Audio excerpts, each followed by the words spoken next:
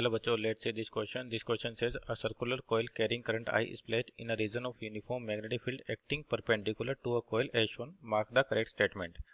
पहला coil expand, coil contract, coil moves left, coil moves right. तो देखिए आपके पास यहाँ पर क्या है कि जब भी किसी भी करंट कैरिंग कंडक्टर को मैग्नेटिक फील्ड में रखा जाता है तो उस पर मैग्नेटिक फोर्स लगता है।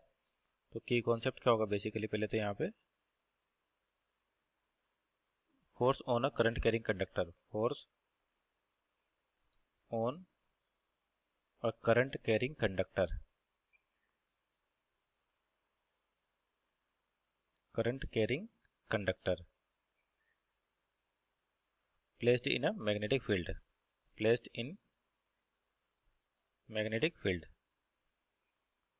तो यहाँ पर देखिए आपके पास कि जैसे ये कोयल दे रखी है तो इसको फिर से बनाए अपन इस तरीके से। मान लीजिए आपके पास कोयल है और ये यूनिफॉर्म मैग्नेटिक फील्ड बी के अंदर रखी हुई है, तो इस पर देखिए आपका करंट फ्लो कर रहा है आई। तो यहाँ पर आपके पास इस पर जो फोर्स लगेगी, मान लीजिए एक छोटा सा एलिमेंट ले इसका, तो आपको स्ट्रेट लाइन की तरह दिखाई देगा जिसमें करंट कितना फ्लो कर रहा है आई, और लेंथ बोलते हैं इसकी डी एल है। स्मॉल एलिमेंट लिया अपन ने डी एल, तो करंट ऐसे होगा और मैग्नेटिक फील्ड आपका अंदर की ओर है बी। तो जो मैग्नेटिक फोर्स लगता है आपके पास ये होता है आई एल क्रॉस बी,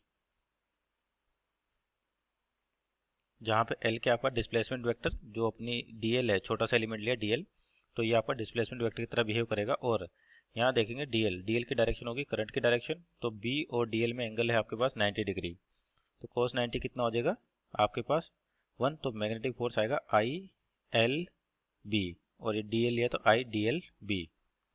अब डायरेक्शन की बात करें इसकी, तो आपके पास जो वेक्टर रिजल्ट है आपके पास क्रॉस प्रोडक्ट में, उसमें क्या होता है कि पहले वेक्टर की डायरेक्शन से मैग्नेटिक फील्ड की ओर अपनी फिंगर्स को कर्ल करें अपन, तो थंब होगा तो मैग्नेटिक फील्ड की डायरेक्शन बताएगा। तो जैसे यहाँ पर आपके पास ये है एक्स एक्सिस में, यानी करंट ये है और आपको किधर जाना है, बी की ओर जाना है।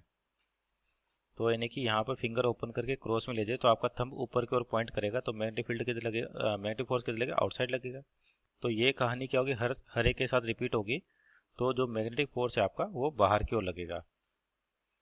तो इसका मतलब क्या होगा, कोयल आपके पास एक्सपांड होगी, यानी कोयल की लेंथ इंक्रीज होगी आपके पास, यानी कि क्या होगा, कोयल एक्सपांड्स, कोयल एक्सपांड्स।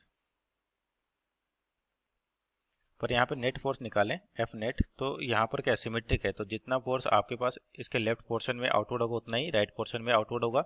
तो नेट फोर्स क्या हो जाएगा, जीरो, यानी कि इसमें कोई मूवमेंट नहीं होगा, केवल कोयल अंडर प्रेशर स्ट्रेस होगी और वो क्या हो जाएगी, एक्सपांड हो जाएगी। क्यों, क्योंकि फोर्स जो लग रहा है आपका मैग्नेटिक बाहर की ओर लग रहा है। तो option number A is our right answer. Hope you understood well, best of luck.